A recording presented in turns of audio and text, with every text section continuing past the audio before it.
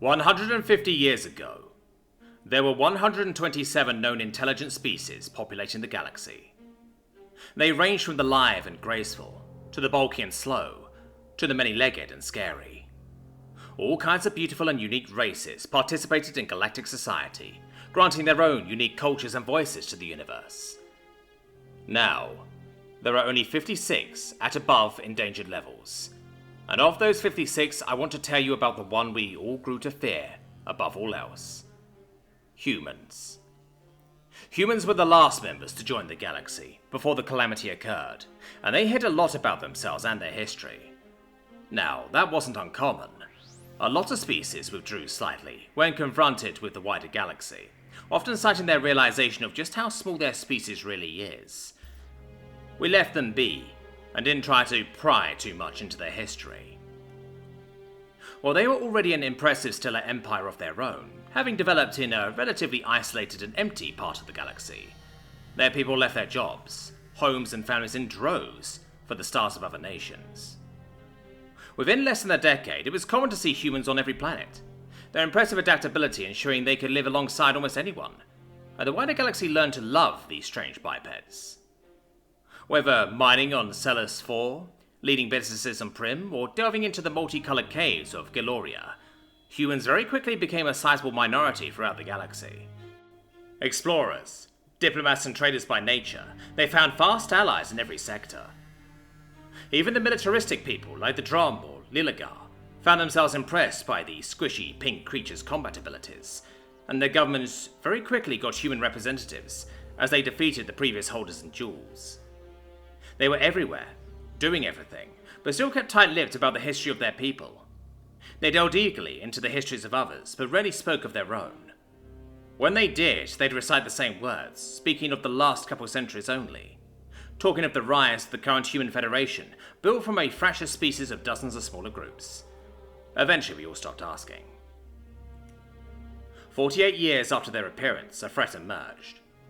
From a part of the galaxy long deemed impenetrable due to its thick nebula and strange electromagnetic interference, the Groks came. The galaxy had been at peace for over a millennium. Even the militaristic species had largely let their militaries fall by the wayside, as they began to consider a galaxy without war. The galaxy scrambled fast, but our community had not even fought anything in almost 180 years, much less warred.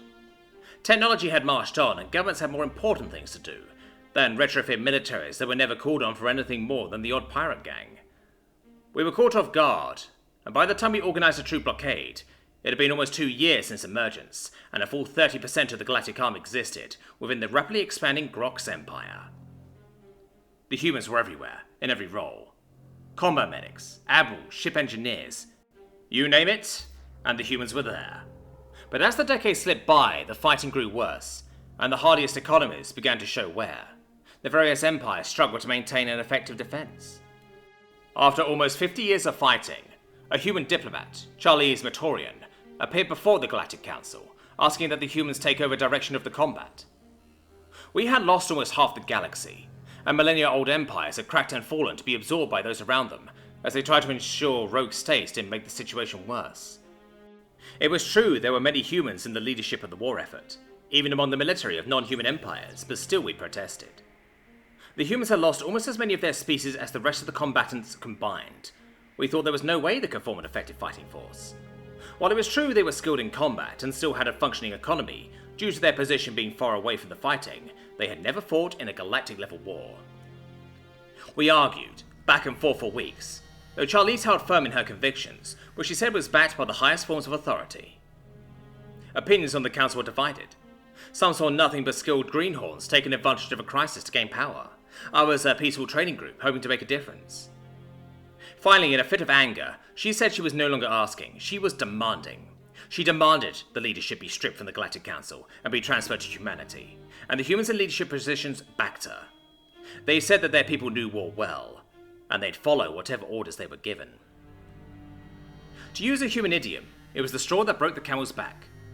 Other generals and admirals fell into line behind their human comrades, and the council's hand was forced. It took only a week for a human fleet to take back a sector we had been trying to reclaim for months. They just blasted out of FDL and started hurling nuclear weapons and light-speed missiles at Grog's fleets with a recklessness that bordered on insanity. The enemy never stood a chance, as they were torn to pieces in a hail of fire and blood. In 1 week they had used as much firepower as we'd use in a month, but they achieved something we hadn't seen in years. Results. But they didn't stop there. They pushed forward further into enemy territory, and while they paid for every system they took, the Grogs paid more. 3 months later, we officially granted them the leadership of the combined galactic fleets. A human admiral marched into the military headquarters of a galactic armada and proclaimed the galaxy would be theirs within a decade. We laughed, but they kept their word. Human leadership caused more and more humans to join the fight, confident that with their own people in charge, victory was just a matter of time.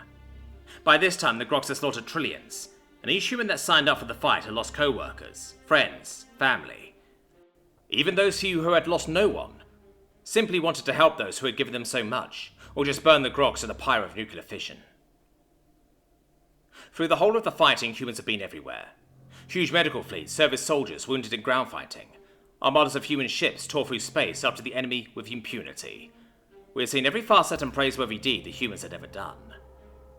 But while all this was going on, the greatest minds of humanity were debating among themselves, and they had finally reached a decision after a half-century of war.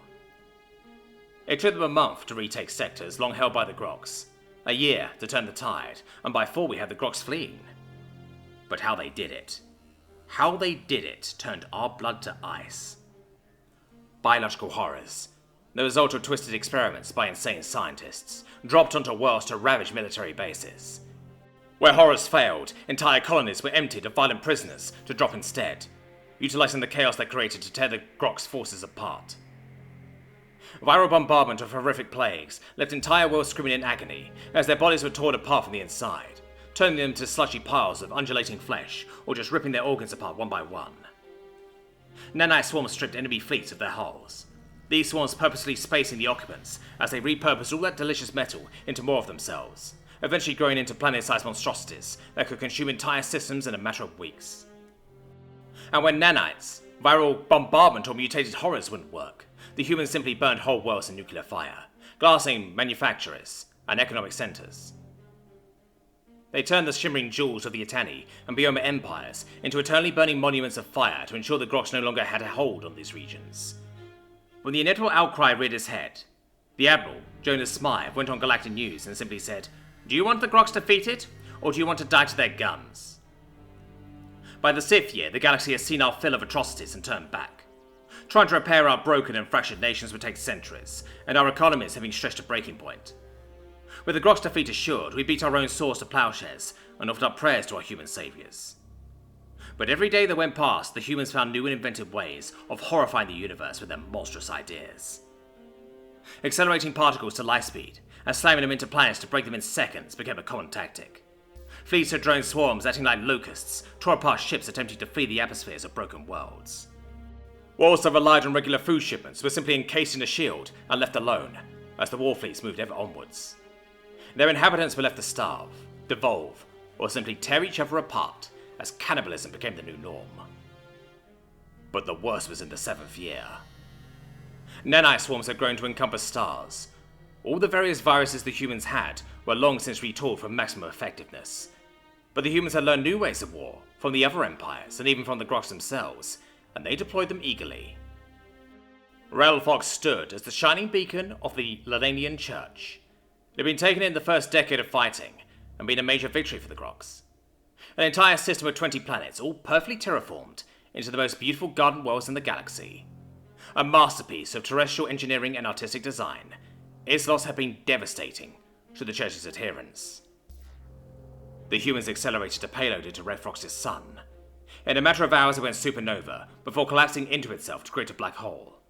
Eager and hungry, it consumed everything in the system by the end of the week. It was this move that got the humans condemned by the Galactic Council. All the atrocities up until now have been excusable to many, but the humans now had the ability to collapse stars, and this was a step too far.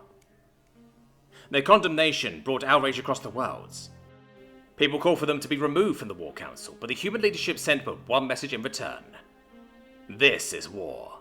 In war there is but victory or death, and we will achieve victory. Alongside the message was a complete history of humanity. And it was then we began to understand. Millennia. Millennia of war was the humans' legacy. Time after time after time, to the point where everywhere in their vast history, whether nation against nation, or a nation's citizens against its government, or insurgents proclaiming a righteous cause, there was war. It never stopped. Never ceased.